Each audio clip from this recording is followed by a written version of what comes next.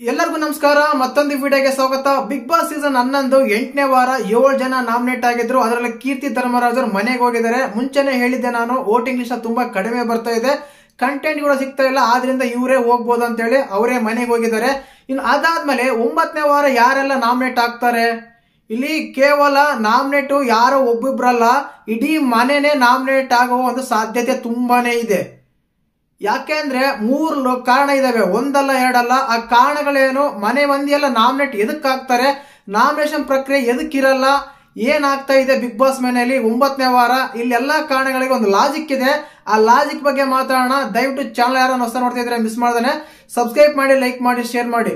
ಮೊದಲನೇದಾಗಿ ಈ 9ನೇ ವಾರದಲ್ಲಿ ಮನೆ ಮಂದಿಯಲ್ಲಿ ಯಾಕೆ ನಾಮಿನೇಟ್ ಆಗ್ತಾರೆ ಅಂತ ಒಂದೇ ಕಾರಣ ಆದ್ರೆ, ಮೊದಲನೇ ರೀಸನ್ ನಮ್ಮ ಇವರು ಕೀರ್ತಿ ಧರ್ಮರಾಜ್ ಬಿಗ್ ಬಾಸ್ ಮನೆಯಿಂದ ಹೊರಗಡೆ ಹೋಗ್ಬೇಕಾದ್ರೆ ಯಾರನ್ನಾದ್ರೂ ಒಬ್ರು ಡೈರೆಕ್ಟ್ ನಾಮಿನೇಟ್ ಮಾಡ್ತಿದ್ರು, ಇಲ್ಲ ಒಬ್ರು ಸೂಪರ್ ಪವರ್ ಕೊಡ್ತಾ ಇದ್ರು.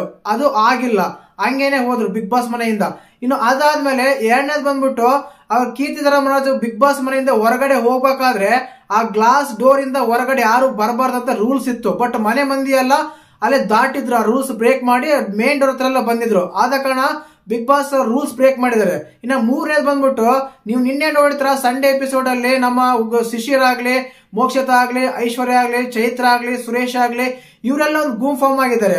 ಲಾಸ್ಟ್ ವೀಕ್ ಅಲ್ಲೇ ಮಾತುಕೊಂಡಿದ್ರು, ನಾವು ಟಾರ್ಗೆಟ್ ಮಾಡಿ ನಾಮಿನೇಟ್ ಮಾಡೋಣ, ಅವ್ರ ಡೋರ್ ಹತ್ರ ನಿಲ್ಸೋಣ, ಒಬ್ರು ಮನೆಗೆ ಹೋಗ್ತಾರೆ ಅಂತೇಳಿ. ಆ ಟೈಮಲ್ಲಿ ಈ ರೀತಿ ಆಗ್ತಿರೋ ಕಾರಣ ಆಲೋಚನೆ ಮಾಡಿರ್ತಾರೆ.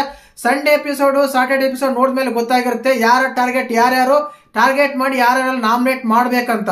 ಆದ್ರೆ ಈ ವಾರ ತುಂಬಾ ಕ್ರುಷಿಯಲ್ ಆಗಿರುತ್ತೆ. ಯಾಕಂದ್ರೆ ಇಬ್ರು ಎಂಟ್ರಿ ಬಂದಿದ್ದಾರೆ, ಶೋಭಾ ಶೆಟ್ಟಿ ಆಗಿರ್ಬೋದು, ಇಲ್ಲ ರಜತ್ ಕಿಶನ್ ಆಗಿರ್ಬೋದು. ಆದ ಕಾರಣ ಇಬ್ರು ಬಂದಿದ್ದಾರೆ, ಇವ್ರಿಬ್ರನ್ನ ಟಾರ್ಗೆಟ್ ಮಾಡ್ತಾರೆ.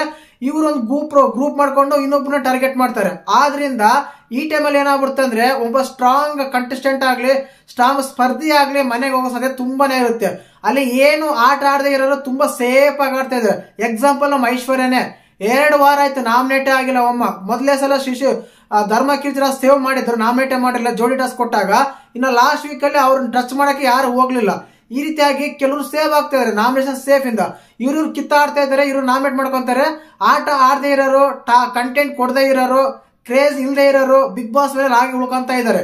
ಆದ ಕಾರಣ ಇದೆಲ್ಲ ಆಲೋಚನೆ ಮಾಡಿ ಕೇವಲ ಗ್ಲಾಸ್ ಡೋರ್ ಇಂದ ಮುಂದ್ಗಡೆ ಬಂದು ಬ್ರೇಕ್ ಮಾಡಿದ್ದಾರೆ.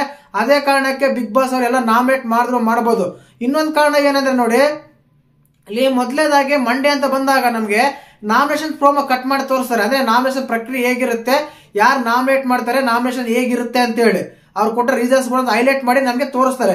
ಬಟ್ ಇವತ್ತೇನ್ ಮಾಡಿದಾರೆ ಅಂದ್ರೆ, ಫಸ್ಟ್ ಪ್ರೋಮೋದಲ್ಲೇ ಬಿಗ್ ಬಾಸ್ ಸಾಮ್ರಾಜ್ಯ ಇದೆ, ಆ ಸಾಮ್ರಾಜ್ಯಕ್ಕೆ ನಮ್ಮ ಉಗ್ರ ಮಂಜು ರಾಜು.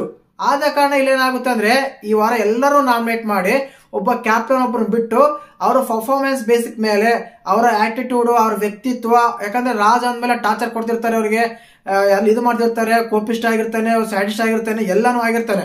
ಅದನ್ನೆಲ್ಲ ತಟ್ಕೊಂಡು ಪರ್ಫಾರ್ಮೆನ್ಸ್ ಆಗಿರ್ಬೋದು, ಇಲ್ಲ ಅವ್ರಿಗೆ ಎದುರು ನಿಂತು ಆಗಿರ್ಬೋದು, ದಂಗೆ ಹೇಳೋದಾಗಿರ್ಬೋದು, ಖಂಡನೆ ಮಾಡೋದಾಗಿರ್ಬೋದು, ಇವೆಲ್ಲ ಪರ್ಫಾರ್ಮೆನ್ಸ್ ಇರುತ್ತೆ. ಈ ಪರ್ಫಾರ್ಮೆನ್ಸ್ ನೋಡಿ ಪ್ರೇಕ್ಷಕರು ವೋಟ್ ಮಾಡ್ತಾರೆ.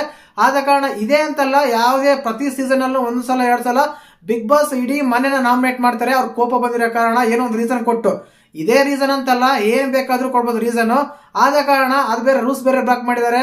ನಮ್ಮ ಕೀರ್ತಿ ಧರ್ಮರಾಜ್ ಡೈರೆಕ್ಟ್ ನಾನು ನಾಮಿನೇಟ್ ಬೇರೆ ಮಾಡಿಲ್ಲ, ಇವೆಲ್ಲ ಕಾರಣ ಇಟ್ಕೊಂಡು ಟಾಸ್ಕ್ ಬೇರೆ ಈ ರೀತಿ ಕೊಟ್ಟಿದ್ದಾರೆ. ಇಲ್ಲಿ ಯಾವ ಗ್ರೂಪ್ಸ್ ಇರಲ್ಲ, ಏನಿರಲ್ಲ, ಎಲ್ಲರೂ ಪಾರ್ಟಿಸಿಪೇಟ್ ಮಾಡಲೇಬೇಕು. ಆ ಟಾಸ್ಕ್ ಅಲ್ಲಿ ಎಲ್ಲರೂ ಒಂದು ಅದೇ ಅವ್ರ ಟ್ಯಾಲೆಂಟ್ ಆಗಿರ್ಬೋದು, ಅವ್ರ ವ್ಯಕ್ತಿತ್ವ ಆಗಿರ್ಬೋದು, ಏನಾಗಲು ಆಚೆ ಬರಲೇಬೇಕು. ಆ ರೀತಿ ಟಾಸ್ಕ್. ಆದ್ರಿಂದ ಈ ಟಾಸ್ಕ್ ನೋಡಿದಾಗ ಮತ್ತೆ ಇದು ನೋಡಿದಾಗ ಇವೆಲ್ಲ ಒಂದು ಕಂಪೇರ್ ಮಾಡಿ ನೋಡಿದ್ರೆ ಒಂದು ಲಾಜಿಕ್ ನಮ್ಗೆ ಬರುತ್ತೆ.